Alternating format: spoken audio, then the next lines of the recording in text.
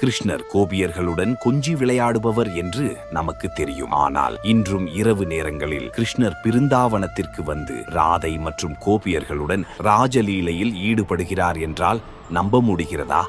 ஆம். அதனால் இரவு நேரங்களில் மக்கள் அந்த பிருந்தாவன பகுதிக்கு அருகில் கூட செல்வதில்லை. பகலில் மக்கள் கிருஷ்ணரை வணங்குவதற்காக அதிக அளவில் வருகின்றனர். ஆனால் இரவு நேரத்தில் பூசாரி கூட அந்த பகுதிக்கு செல்வதில்லை. அப்படி பிருந்தாவனத்திற்குள் இரவில் சென்றவர்கள் பித்து பிடித்தது போல் மீட்கப்படுகின்றனர். இரவில் அங்கு உள்ள மரங்கள் எல்லாம் கோபியர்களாக மாறிவிடுவதாகவும் கிருஷ்ணரும் ராதையும் அந்த அடர்ந்த வனத்திற்குள் உலா வருவதாகவும் கூறப்படுகிறது. சில மாதங்களுக்கு முன் சில நபர்கள் பிருந்தாவனத்திற்குள் என்ன இருக்கிறது என்று அறிந்து கொள்ள இரவில் உள்ளே சென்றனர். அங்கே அவர்கள் எதை பார்த்தார்கள் என்று தெரியவில்லை. ஆனால் காலை நேரத்தில் பைத்தியம் பிடித்தது போல் தனியாக பேசியவாறு மீட்கப்பட்டனர். உண்மையில் இரவு நேரத்தில் கிருஷ்ணரும் ராதையும் வருகின்றனரா என்பது தெரியவில்லை. ஆனால் உள்ளே சென்றவர்கள் ஏன் பித்து பிடித்தது போல் மாறுகிறார்கள் என்பது மர்மமாகவே உள்ளது.